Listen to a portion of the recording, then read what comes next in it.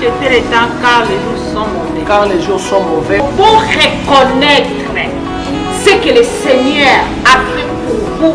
Donc, il y a moins que le Canada désert, mais tout bima kato sirmotaka, c'est parce qu'il faut s'arrêter.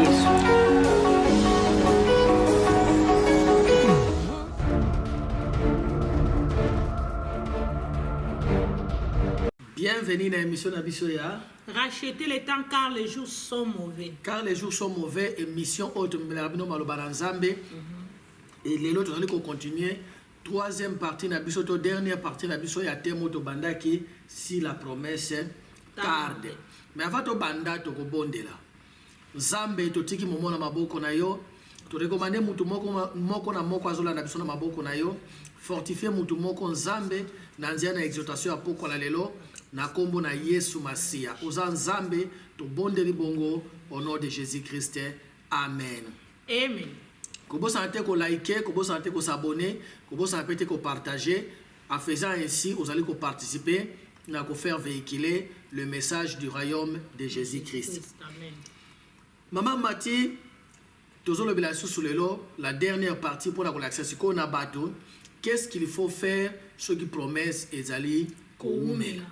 Tout le monde qui première partie n'a pas qui promesse et roki koumela.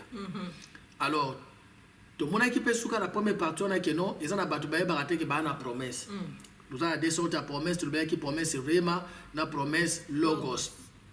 Batu mingi ba baka ngaza ba pesa ngelo côté prophète a prophétisé pour na ngaite na mona tando to mokote non, so que zate côté na Bible. Côté na Bible. Bible bina biso quand il n'y a pas la révélation, le peuple est sans frein. Et reste celui qui va jeter les regards dans le livre de la loi.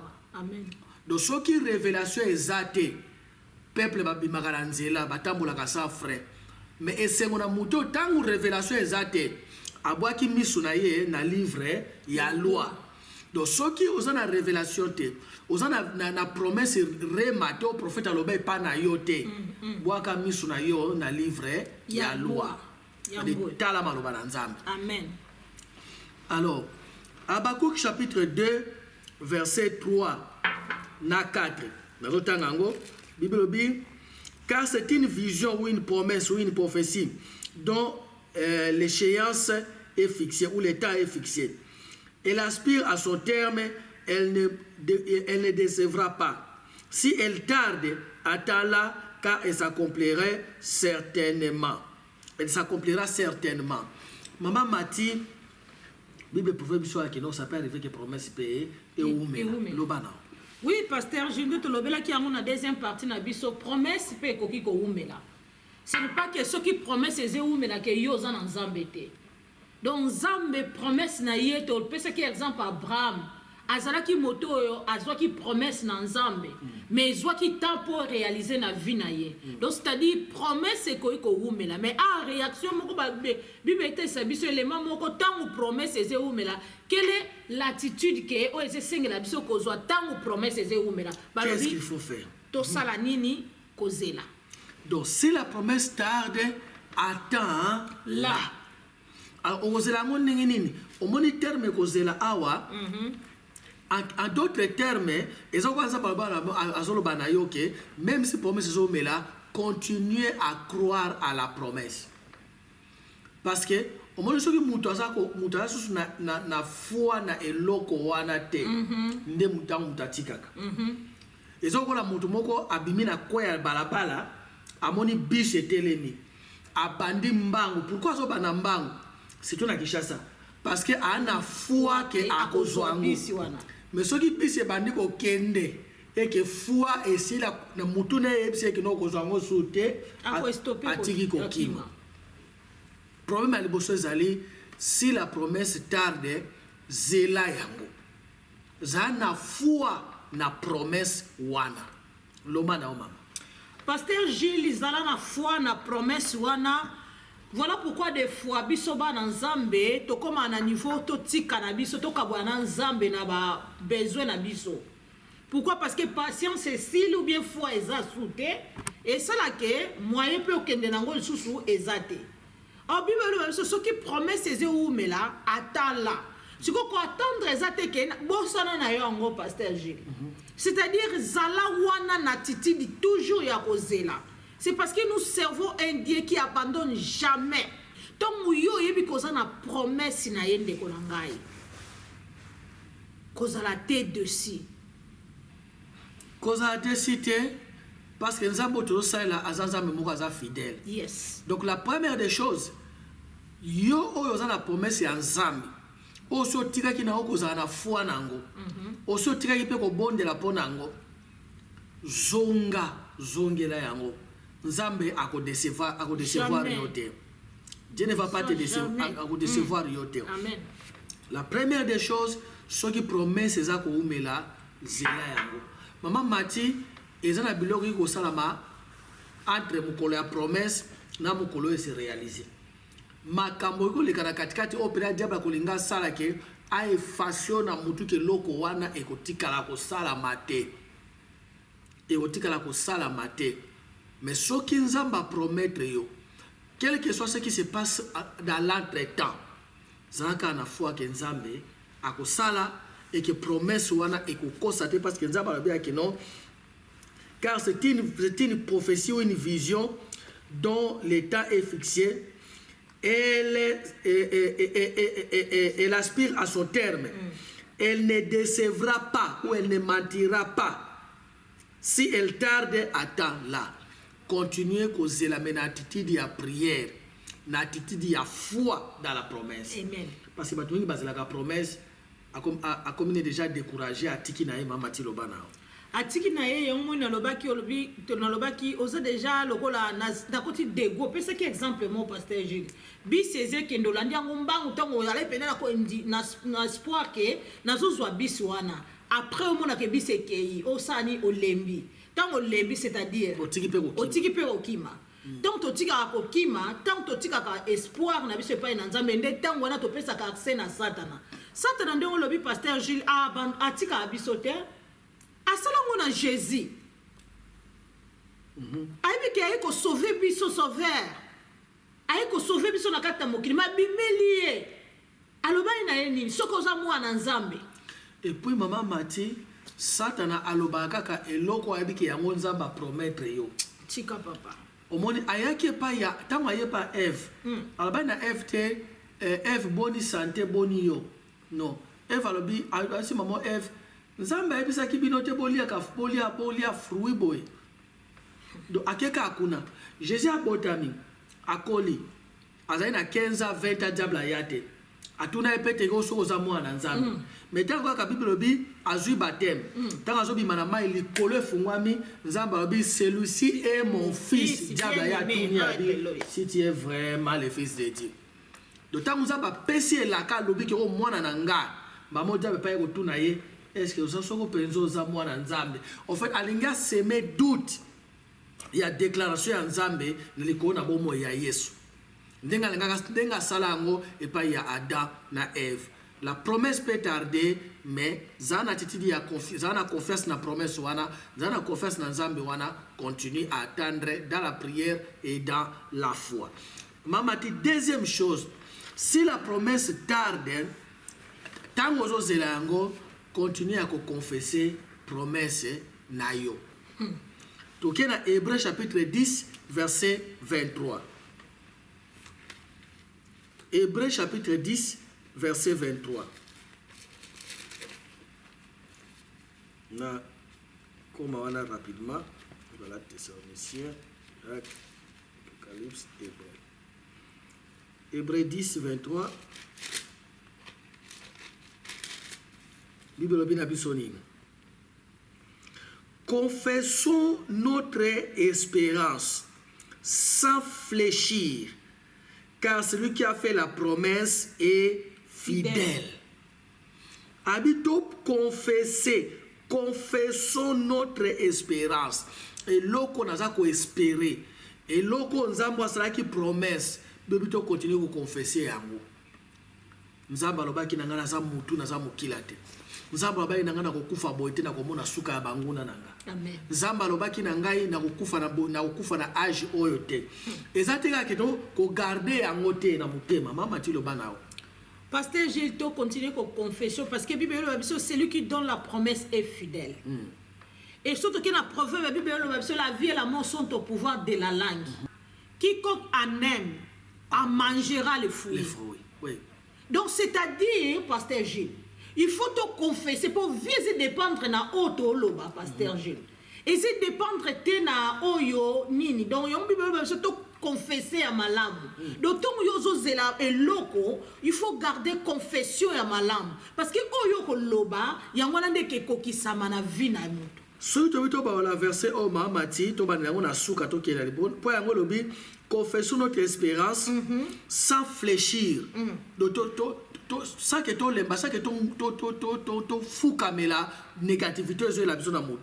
Abika celui qui a fait la promesse est fidèle. Soit habito parle lango, celui qui a fait la promesse est fidèle. Alors confessons notre espérance. Donc muto afsala ki promesse wana aza fidèle. Tanda yozo zela yango. Continuez à confesser yango. Nzamba lobaki na ngai na kukufa boete. Yes. Nzamba lobaki na ngai eloko boye kosala melanga te. Yes. Nzamba lobaki na ngai na komona suka bayini na ngai. Yes. Nzamba lobaki na ngai na kozwa musala. Alléluia. Continuez ko garder yango na motema te. Soki nzamba gardaka maloba zai nango na motema, mokili ngeza la créer te. Mais l'Éternel Dieu dit. L'Éternel Dieu dit. Oyozo loba yango de ko se manifester. Yes. Yango moni Romains 10 8 elobi na biso la parole est dans ton cœur et dans ta bouche. C'est cette parole de foi que nous prêchons. Que si tu confesses de ta bouche le Seigneur Jésus et tu crois dans ton cœur que Dieu l'a reçu entre les morts, tu seras sauvé. Car c'est en confessant de la bouche, c'est en croyant du cœur qu'on parvient au salut, et c'est en croyant du cœur qu'on parvient à la justice, c'est en confessant de la bouche qu'on parvient au salut. Oya sala qui promesse à fidèle, continuez à confesser promesse na yo. Ko kata te po après 3 mois, après une année, 2 ans, au moins les autres qui s'amatent, yo kati. Non, continuez à confesser promesse na yo.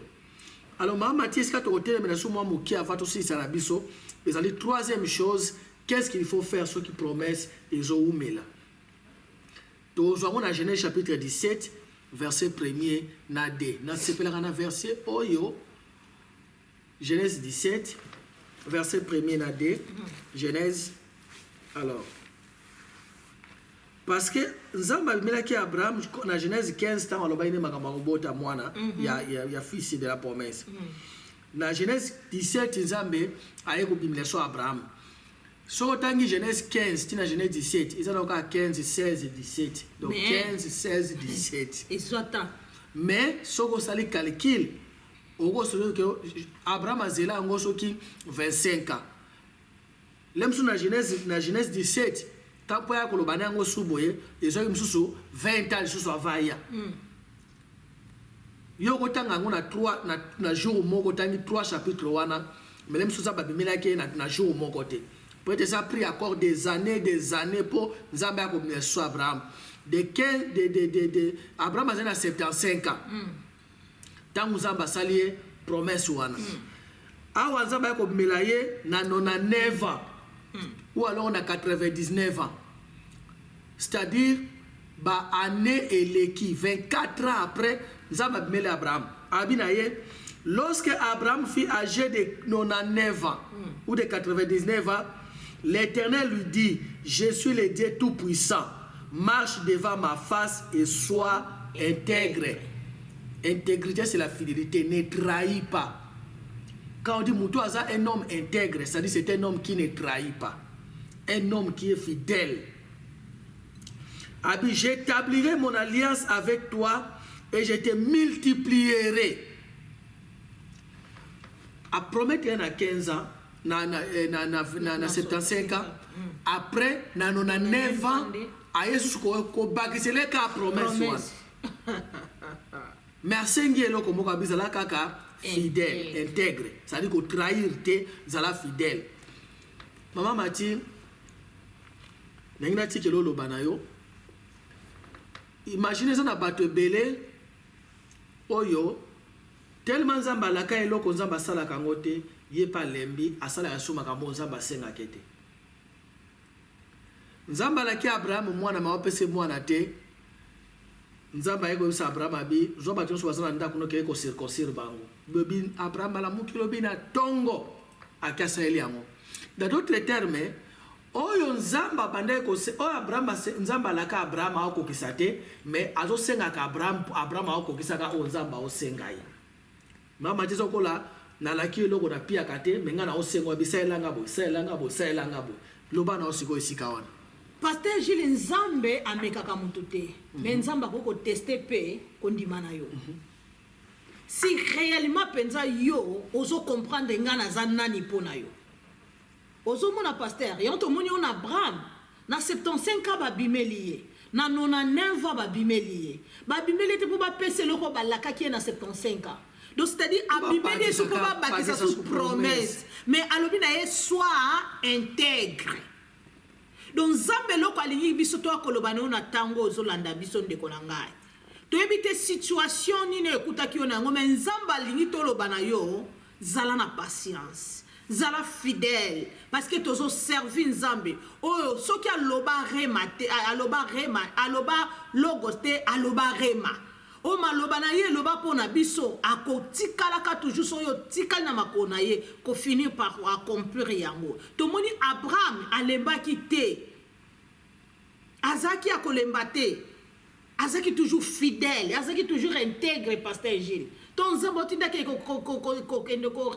circoncision na bana eloni ezaki réaction Abraham abandonna kité ayeba kizana Nzambe ala na confiance na Nzambe oyo ndimela. Mama Matisa na bato bele bazola na biso na minute oyo lokola Nzamba kokisa bilaka na ete una na kokisi yango te ye azwi décision na ye asika mais ndenge ni okota libala babali ote na zeli Nzamba osala ete na bina na mi débrouiller na zeli ya Nzambe ezoya nango te depuis Nzamba alaka ngale okosala na ndenge na yo mususu tu pasteur asimbikisi abina bia Nzambe umela banana na ozela nazozwa nango te atiki Nzambe akena Nzambe abikeko Nzambe na biso asala pourquoi parce que manque ya patience mais to moni Nzambe alobi na Abraham marche devant ma face et sois intègre intégrité babi être fidèle. Donc Nzamba lingi tozala fidèle na oya loba ki pona biso. Nzamba lingi tozala na patience ya kozela oya lakaki atikala na nyonga mutu te pasteur. Nazo pesa 10 000 papa mbolezo ya nango te. Nzamba baki to pesa ko pesa mela biso menga nazo zwa kati na tiki nanga pesa 10. Na bane ko MMF sero zo yemba sute poane na oyemba kaka na kaza mutema ane loko asenga Nzambe open Nzamba lakaye Nzamba osaela ngote alembi na ye. Nzamba lobi na Abraham abi sois intègre continue à kozala fidèle et puis je crois même année kaka wana tangu Nzamba bimele lisusu bayaki bato misato ona bane bosiko année on a ko pesa abi année prochaine abi année prochaine ne Sarah akobota tangu azolo bakutu bongo Sarah moko asekia on a si l'espoir nini yango boy depuis nasina komi leki na komi koko boy ndesko azoko banga année prochaine nothing is possible Nzamba bine ya Sarah oseki pona nini Sarah akosi Nzamba abite na sekite abi me oseki abi na sekite mais Nzamba la bolingo na ye atiki ye kaka mais a Sarah sekaki année prochaine aboti mwana Isaac ye moko a reconnaître que na sekaki abengi mwana ngokombo koseka Isaac apesi kombo koseka Isaac donc tolo bana yo otiki nzela église po bilaka ezoyate yo otiki ko yembo tiki o banda osela Nzambo kata dimo kata offrande a croyant que nazo pesa pasteur punition kutu te muso apesa ne pasteur punition mais muso eza kola Nzambo yo la kisinga zo sala na ye depuis na ndeko pesa ngaka seke sala maka nini mais na oka pasteur mo na Nigeria zo bango abi mundeko abenga bi pasteur Nzambe no aza fake comment se fait-il que na pesa ka 10 mais na zwa ki loko te ko pesa 10 mais a problème te mozo pesa la mona attitude nini zala pe na patience zala na patience. Dieu n'est pas un magicien qui se yozali abracadabra apesio non aza Nzambe et il est fidèle, nous croyons à lui. Ramasse la Bible. Zongi la Bible. Les choses peuvent changer. Na aucune histoire, on a aussi la réalisatrice, à 2 minutes. Na aucune histoire, on a mboka na mayombe, il y a pasteur. Église munene na mboka, ake kote na mboka moko boye, nzamba salie makasi penza. Na kozonga otanzonga na nzela bopa, likolo e indi, mbule nge bandobeta mamati. Abinzambe ngaza musai na yo mbule ko polisa ngate mbule fe katana tanga lobika ndinga na mbule bandi ko beta. Abinzambe ngaso na poli na obwa ka Bible. Aso bena Bible pa tanga lobiso bongo mbule se multiplier. À la zui Bible abwaki. Akei. Na se akanda. Meko koma zo kota kana mboka bakuti batunyo so mboka libanda ba obina. Toka kaya ye bandi ko ba pasteur oza pena musai na nzambe nzamba zwa lokumu onini mwana bwaka kimboto likola ndako na oya bandako andele ndako esobe toka ndako nge bandi ko zwa ka moto mbala moko boto monika mba moko likolo eindi mba moko mbule beti mba moko mbule se multiplier moto ekufi pasteur abibo zela bozela azoki na zamba akelokota Bible ota bwaka ki Nzamba ebi po ani azose lisango. Nzamba ebi po ani nana pamboli yote. Nzamba ebi pourquoi difficultés sont se multiplier. Zonga et pas une ensemble et reste fidèle à ses dieux. Donc comme il a souka mamati 30 secondes loba okoloba pour la tout ce que ça. Nalina lobaka na mwana nzambe moko peut-être comme pe na niveau ya pasteur wana soko salinga te na obwaka Bible. Kotaka nzambe na défité parce que nous servons un Dieu vivant et Dieu capable, un Dieu capable qui est capable de tout. Donc aza capable ya kosala makami nene na vie na yo ozolanda biso ko décourager te telema zela ngona attitude ke na yebi ke bientôt là bientôt ngoyo moko ebita mais yo tikala ka na bientôt là na kozwa ona zaki nango besoin. God bless you. Car le Dieu qui a fait la promesse est fidèle. Nzamba pambola yo. God bless you, Sister Divine. À la prochaine. Thank you, Sister Diva. Bye-bye. Bye.